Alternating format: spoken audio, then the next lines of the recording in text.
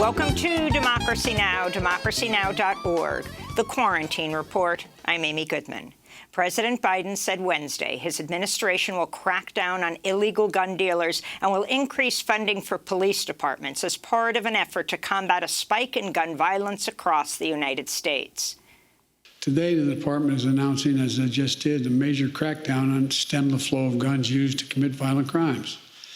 It's zero tolerance for gun dealers who willfully violate key existing laws and regulations. Biden's plan includes doubling funding for the Community-Oriented Policing Services, or COPS program, a federal scheme that pays state and municipal governments to hire more police officers. On Wednesday, White House Press Secretary Jen Psaki pushed back against Republican claims that Biden supports calls to defund the police. The president has been very consistent in his views over the course of decades.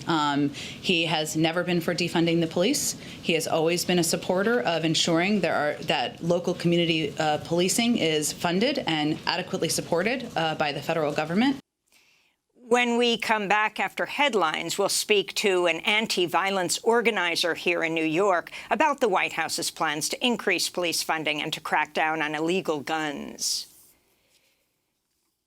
As we move forward with headlines, in Washington, D.C., several civil rights leaders, including Reverends Jesse Jackson and William Barber, were arrested Wednesday at a nonviolent protest outside the U.S. Senate as they demanded West Virginia Democrat Joe Manchin and other lawmakers abolish the filibuster to pass a major voting rights bill and other legislation.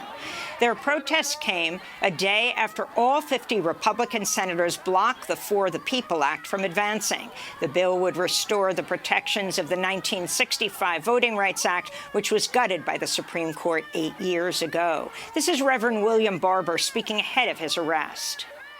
Yesterday's party line vote to kill debate on the For the People Act certified what we already knew. McConnell's obstructionist caucus as politically mean, extreme, regressive, and anti the Constitution, anti the very Constitution they swore to uphold. To see our interview with Reverend William Barber about the filibuster and the fight for voting rights, visit democracynow.org. Later in the broadcast, we'll speak with Democratic Senator Jeff Merkley of Oregon, lead Senate sponsor of the For the People Act. The U.S. Centers for Disease Control said Wednesday it's likely Pfizer's and Moderna's COVID vaccines are linked to rare cases of heart inflammation in adolescents and young adults. The CDC cited about 1,200 cases of myocarditis or pericarditis in vaccinated young people. People usually recover on their own or with minimal treatment, and the CDC said the disorder posed a minimal risk compared to the risks of going unvaccinated. COVID-19 itself can cause myocarditis and much more severe heart complications. The U.S. Supreme Court ruled 8-1 Wednesday that a former cheerleader's profanity-laced social media post was protected speech under the First Amendment. Civil liberties groups celebrated the decision as one of the most important free speech rulings in decades. In 2017, school officials in Pennsylvania suspended 14-year-old Brandy Levy from her cheerleading squad after she used the F word in a Snapchat post to complain about failing to win a promotion to the varsity squad. The court ruled in Levy's favor, arguing she should not have been suspended for off-campus speech. It's not only like a win for me, but it also is for everyone else, because now students can freely express themselves without them like being scared that they're gonna get punished by the school. The court did rule, however, that schools may punish online speech if it genuinely disrupts classroom study or is otherwise harassing or bullying. Justice Clarence Thomas wrote in a lone dissenting opinion the school was right to suspend Levy. Thomas has long held that students have little or no right to free speech. In another Supreme Court decision Wednesday, justices ruled 6-3 that a California labor law violated the constitutional rights of property owners by giving union organizers access to workers on privately owned farms during their work breaks.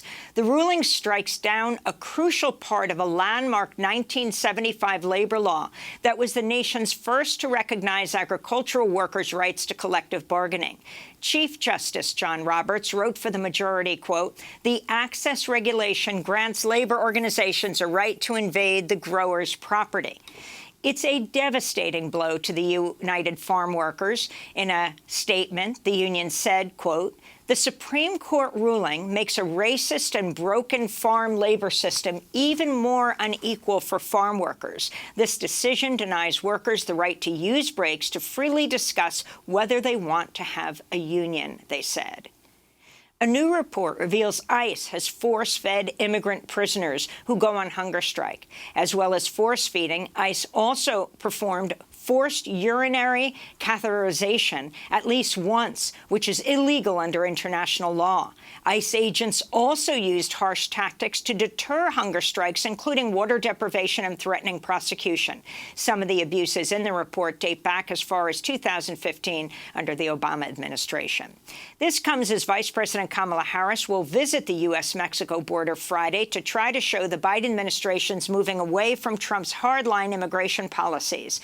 Harris will go to El Paso, Texas, where the Trump administration started its family separation policy in 2017.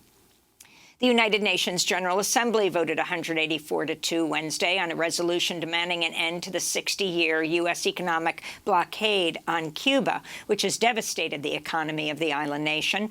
Only the United States and Israel voted against it. Cuban Foreign Minister Bruno Rodriguez Padilla blasted the embargo as a massive human rights violation, particularly as Cuba works to combat the COVID-19 pandemic.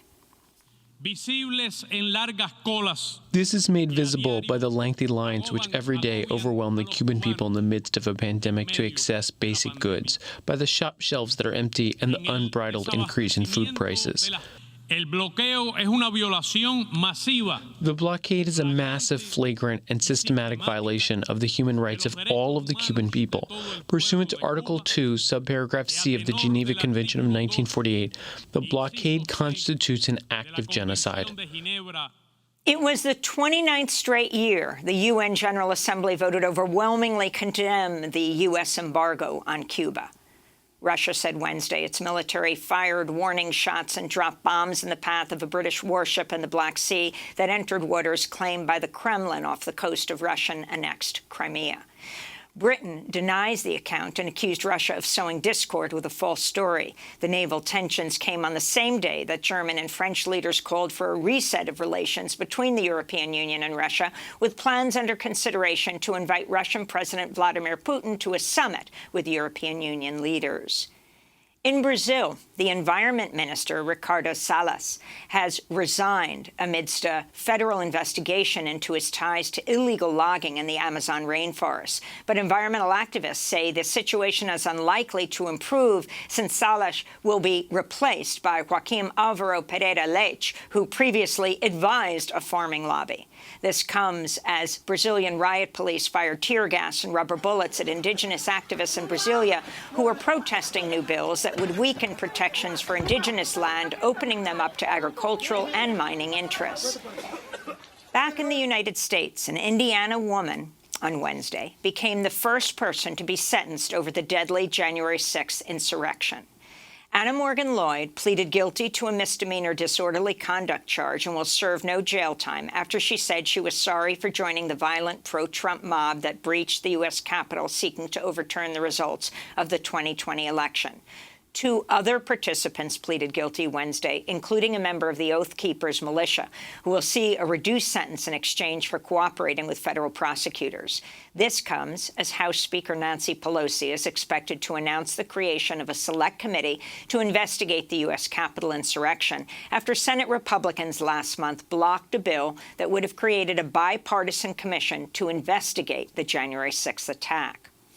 Mark Milley, chair of the Joint Chiefs of Staff, has defended the military's teaching of critical race theory after Republican Florida Congress members Michael Waltz and Matt Gaetz attacked one academy's curriculum during a House hearing, and as prominent Republicans have suggested, the military is becoming too woke. This is General Milley speaking at the hearing Wednesday.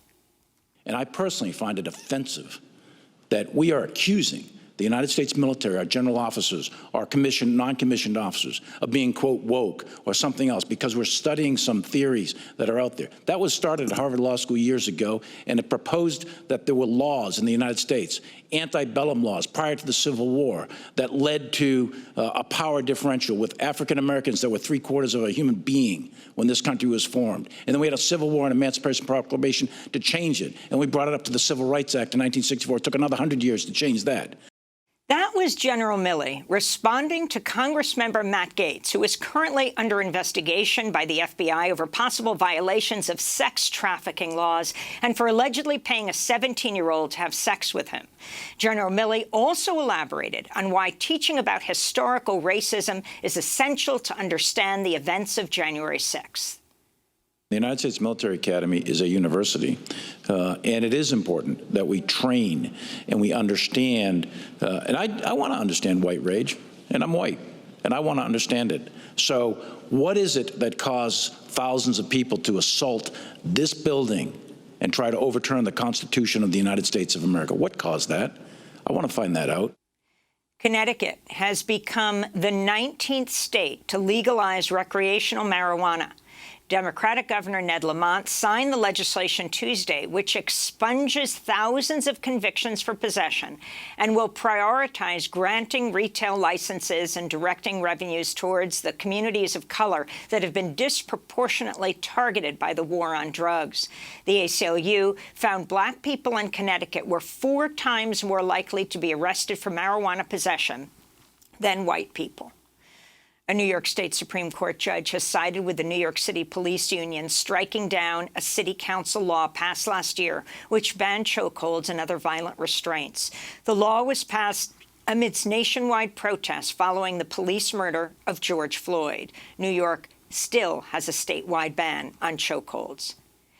And the parents of a student killed in the 2018 massacre at Marjorie Stoneman Douglas High School have tricked a former president of the National Rifle Association into giving a high school graduation speech defending gun rights in front of 3,044 empty white chairs, 1 chair for each student who could not graduate this year because they were killed by gun violence.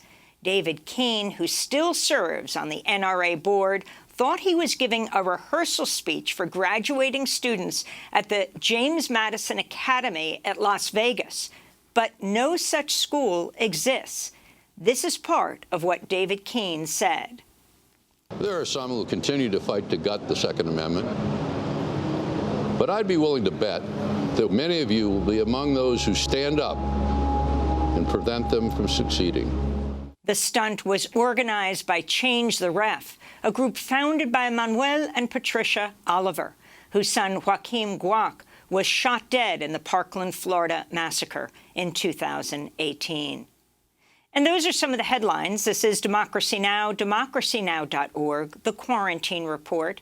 I am Amy Goodman, joined by my co-host, Nermeen Sheikh. Hi, Nermeen. Hi, Amy, and welcome to our listeners and viewers across the country and around the world.